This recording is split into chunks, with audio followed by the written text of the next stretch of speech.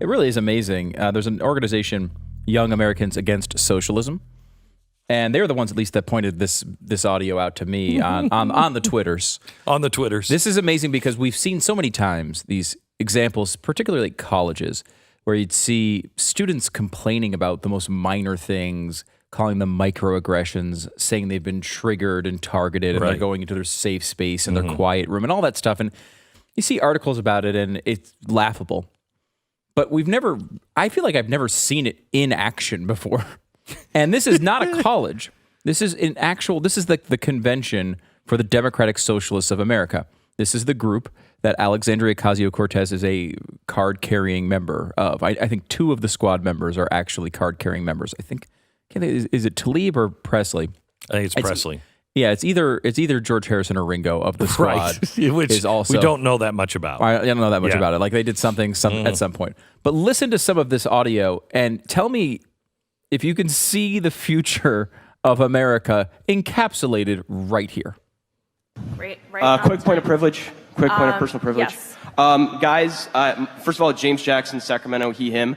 I just want to say, can we please keep the chatter to a minimum? I'm one of the people who's very, very prone to sensory overload. There's a lot of whispering and chatter going on. It's making it very difficult for me to focus. Please, can we just, I know we're all fresh and ready to go, but can we please just keep the chatter to a minimum? It's affecting my ability to focus. Thank you. Thank you, comrade. Okay, is there a speaker against name, chapter, pronoun? Point of personal privilege. Yes. Please do not use gendered language to address everyone. I love that guy. Okay. Okay. Did you notice the he/him thing too? Yeah. Hi, I'm Stubergear. He/him. Like, you need to shut up. Like, why is that part of your name now? Every time you say something, you have to say what pronoun people need to call you. I mean, if you just gave the name, why don't they just call you by your name?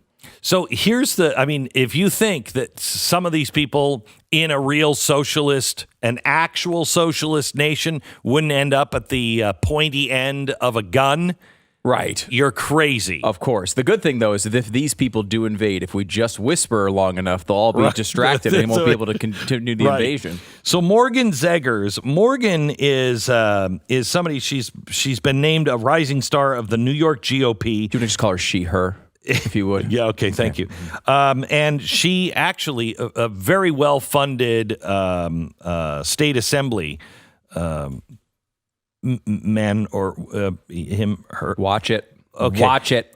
Assembly was almost beaten by her. She's 21 years old. She is truly a rising star, and she is the co-founder and CEO of Young Americans Against Socialism, and she's with us now. Hello, Morgan. Hey, guys. How are you? Thanks for having me. Very good. Very good. Thanks for turning us on to that video. It's, I think, hysterical. So most people, Morgan, who are my age, know exactly what socialism is. However, millennials have missed the lessons. And so you are launching a website, I think, on Thursday, are you not? Yes, we launch on Thursday. Okay. Tell me about it. So Young Americans Against Socialism, it's a nonpartisan 501c3 nonprofit, and we are dedicated to exposing the truth about socialism to young Americans because we believe that those who do not learn from history are doomed to repeat it. And that's exactly the case with my generation. They were not taught the dangers and the failures of socialism, and now 50% or more of young Americans would choose socialism over capitalism, and that is destructive and puts the future of the country at risk. So how are you expecting to break through on this? Like, what are you going to be featuring on the website? Exactly. So we travel the country and film the stories of people who have escaped from the hell of socialism. And we do it because the left is so good at emotion. And the right, conservatives, people who advocate for freedom and opportunity, we're not the best at it. And so Young Americans Against Socialism is adding emotion to the playbook. We take these emotional, powerful stories of people who escaped from Venezuela, from Cuba, from the USSR. It's really, really some scary, passionate stuff that they tell us to the screen. And we turn them into very short social media videos. And because 90% of young Americans are on social media, we have the opportunity to put these videos in front of almost everybody in this generation and show them what's going to happen if we let socialism in the United States. That's the power of social media, and we're going to harness it. Morgan, let me just play devil's advocate here. What the response will be is, well, those weren't really socialists. We're talking about Sweden. No, that's not what the kind of socialism we're talking about. Exactly, and we break that down in shorter videos. We're talking about all the issues, we're talking about personal stories, and usually, you know this, I'm sure, they start out by saying, oh, we're not socialists, we're democratic socialists. Yeah, I know. So then you could say, okay, well, Venezuela was a democratic socialist country then. It was a democracy, elected socialist. And then the country went from a democracy into a socialist dictatorship with people starving in the streets. But then, what did they say after that? They go, oh, we weren't talking about Venezuela, we were talking about Nordic European socialism. So then you have to break down how Sweden tried it. From the 1970s to 1990s, they tried socialism, and it failed. And now they know they can't pay for those big government programs without the wealth created from capitalism. And those weren't even really socialist countries. They had a lot of socialist trappings, but that's not what democratic socialists are really talking about. They are talking about top-down control of everything. Exactly. And that's why it's so important that we educate our generation, because the far left in this country is aware that our generation does not know the truth about it. And they are preying on that. They are using it to their advantage. That's why you hear people like Senator Sanders and Congresswoman Ocasio-Cortez using it to their advantage and saying, oh, no, if we get rid of capitalism, we scrap that because it's not working, and we get socialism, we'll end up like Sweden. And that's why people our age are like, sweet. Sounds good to me. I want free stuff. Everybody looks so happy in Europe. It's just very surface level, and we are going to dig deep into that and prove them wrong. Thank you for being on the program. What kind of money do you have backing this? So we are going to be funded mostly with people across the United States.